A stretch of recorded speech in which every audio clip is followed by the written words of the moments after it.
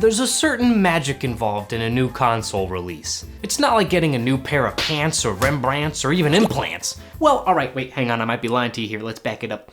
I do enjoy me a nice big juicy pair of pants. It's not just because it's a new version of a previous piece of technology that gets all of us gamer boys and squirrels hyped up in the trouser region, because new phones come out all the time and they always feel so underwhelming by comparison. New tech announcements are a dime a dozen, and at this point, in order for companies to stand out, they have to remove features to get people to notice. A new console release is different. It's got more weight and meaning behind it. Not only is it a promising, powerful, and shiny new game box for you to play the next generation of games on, but it marks the end of a chapter. The end of an era where memories were had. Friends would brag, and when they choke a 1v1 clutch, they blame the dang lag. A time where you'd take off on an adventure in a saddlebag and stab nasty old hags for shiny new rags. And even during our lowest points where D-bags would shamelessly teabag our corpses, at the end of the day, we still had fun. So after 7 years of bonding with your main gaming squeeze, the new Playbox Series 5 gets announced, and nostalgia starts to slowly creep in for the console that's still sitting next to the TV in your room, because you know the lifetime on that little puppy is starting to run out. Of course, you can always go back to that old dog to play all your classics to remember the good old days, but now these new consoles can do all those tricks and play the next generation of titles too. You realize it's only a matter of time before your best boy has to take the back seat with the rest of them to make room for the new one. It's not always easy to let go. But goddamn, these new dogs be looking kinda hot though. When consoles are first revealed, they can be a lot like books. You see this cover? I'm judging it. Anytime a new system gets announced and revealed, gamers around the globe get incredible amounts of cardio exercise jumping to conclusions based off of the look. I'm one of them. And systems come in all different shapes of box. You've got your fridge, your router, VCR, eraser, 2 Game Boys glued together by a hinge, and my personal favorite, box with handle. But no matter how pretty or not pretty she ends up being, it's what's on the inside that matters, isn't it? What's her personality gonna be like? Well, nobody knows for sure until we gamers finally start to get our hands on the systems, boot it up, and first hear the angelic sounds that would eventually burn into our brains' nostalgic glands until we associate that sound with every good or bad memory we've ever had using that device. The startup and menu sounds of a game console is that system's unique voice. Each sound, when given enough time, will start to hold these unforgettable memories that gamers will take with them to the grave.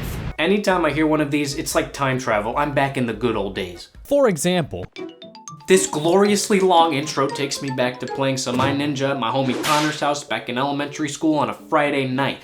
We were binging on some popsicles, binging on some gum. We got our freaking Papa John's garlic pizza crust. Just what a time to be alive, dude. Can I get some nut in the chat? The more time you spend with your new console, the more you start to fall in love with it. The user interface that was once maybe a little alien to you becomes second nature. You discover all the cool little features it's got hidden away for you to find, and even the little menu sounds and jarring notification blips start to grow on you. And before you know it, you've already forgotten how the old girl you buried out back used to sound like. The voice of the one that served you so well for so long starts to fade from memory. She now rests, cold and alone, rotting in storage closets and GameStops when she was once the star of your living room. Oh well.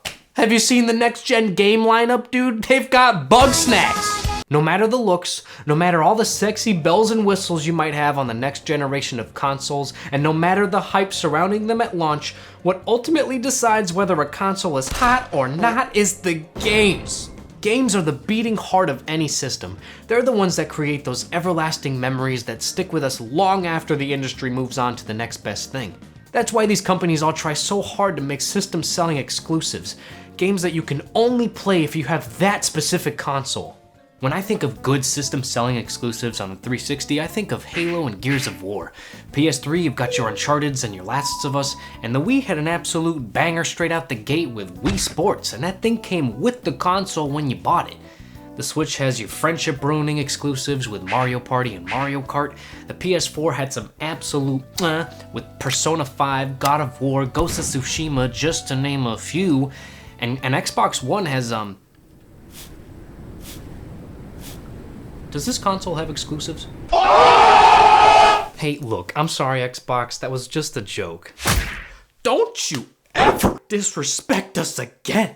Regardless of whether you choose the PlayStation 5 or the Xbox Series X, I'm just happy they're both out. I'm excited for the day both of these consoles hit their prime and developers go completely Diddy Kong bananas on what we thought was possible in games to give us some truly nut-busting experiences. And I think that's where the real magical feeling of a new console launch comes from. It's that swirling of excitement in your tummy that tickles your ribcage every now and then when you start to think about the potential new gaming experiences waiting to be had.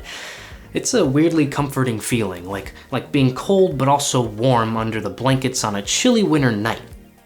Now, if these consoles would just stay in stock instead of being scalped up the crack, maybe we'd all get to play something. Until then, happy January, gamers. Good luck getting your hands on one, and Godspeed. I'll be trying too. I just remember this sound scaring the shit out of me every time I'd hear it. But much like a toxic relationship, after it gets mean and moody, it calms down and gets all soft and nice. Oh, big nostalgic nut all over my bedroom floor.